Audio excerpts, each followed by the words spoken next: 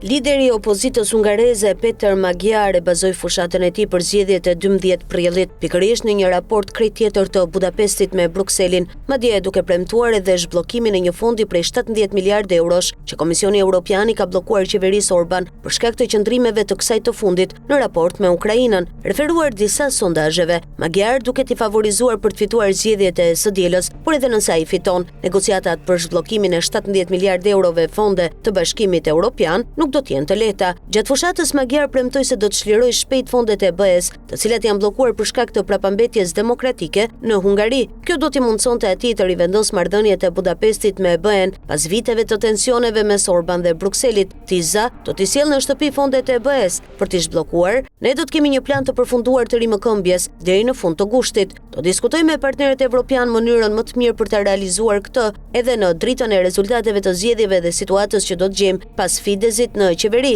tha Marton Hajdu, përgjegjës për çështjet e BE-s në partinë TISA dhe kandidat për deputet. Me vetëm pak ditë para zgjedhjeve të 12 prillit, zyrtarët e TISA-s po analizojnë skenar për të siguruar një pjesë të fondeve të ngrira, një detyrë e vështirë për shkak të afateve të rrepta të BE-s dhe sfidës për të ndryshuar reformat kushtetuese të Orban, të cilat kanë forcuar kontrollin politik mbi gjykatat. Edhe nëse Magyar siguron një shumicë të madhe parlamentare, ai do të ketë pak kohë për të realizuar reformat e nevojshme për të përfituar 10 miliardë euro nga fondi i rimëkëmbjes pas pandemisë deri më 31 gusht. Komisioni Evropian ka bërë të qartë se nuk do të lirojë asnjë fond pa përmbushjen e këtyre reformave, pavarësisht të rezultatit të zgjedhjeve. Magyar është zotuar të rikuperojë 17 miliardë euro, rreth 10% e prodhimit të brendshëm bruto të vendit. Sipas sondazheve të Politico, partia e tij TISA kryeson me rreth 10 pikë para Fideszit në pushtet. Për të siguruar fondet, ai premton masa kundër korrupsionit, rikthimin e pavarësisë akademike dhe antarësimin në zyrën e prokurorit publik evropian. Aktualisht Hungaria duhet të përmbush 27 kushte të BE-s, që përfshin reforma në prokurime publike,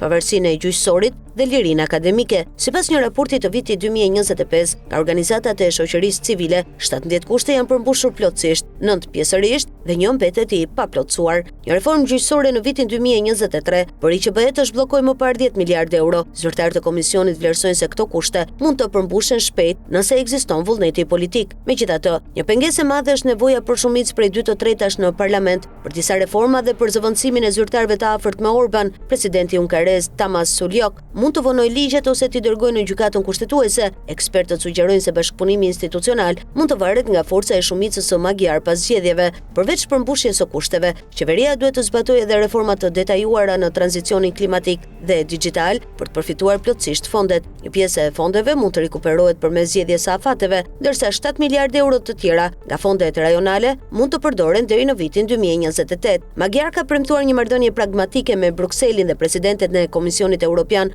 Ursula von der Leyen, të bazuar në bashkëpunim dhe respektim të marrëveshjeve. Megjithatë, Komisioni mbetet nën presion për zbatuar rregullat në mënyrë strikte, sidomos pas kritikave ligjore për lirimin e mëparshëm të fondeve për Hungarinë. Sipas Politico, Peter Markizai, i cili humbi përballë Viktor Orban në zgjedhjet e vitit 2022, vlerëson se Peter Magyar ka mësuar nga gabimet e opozitës dhe ka ndërtuar një strategji më efektive. Magyar, një ish antar i Fidesz dhe ish bashkëshorti një ministreje të drejtësisë, konsiderohet një figurë që kupton mirë mënyrën e funksionimit të sistemit të Orban. Ndryshe nga fushata e vitit 2022, ai ka shmangur përfshirjen në debatet për Ukrainën, të cilat rezultuan të dëmshme për opozitën në ato kohë. Ai ka centralizuar komunikimin politik, ka kufizuar daljet publike të antarëve të partisë dhe ka kontrolluar mesazhin publik për të shmangur gabime apo manipulime mediatike. Magyar është kritikuar për taktika të ashpra, përfshirë përpjekjet për të eliminuar partitë e tjera opozitare dhe për përdorimin e premtimeve populiste. Megjithatë, Markizai e konsideron këtë qasje efektive për të sfiduar Orban.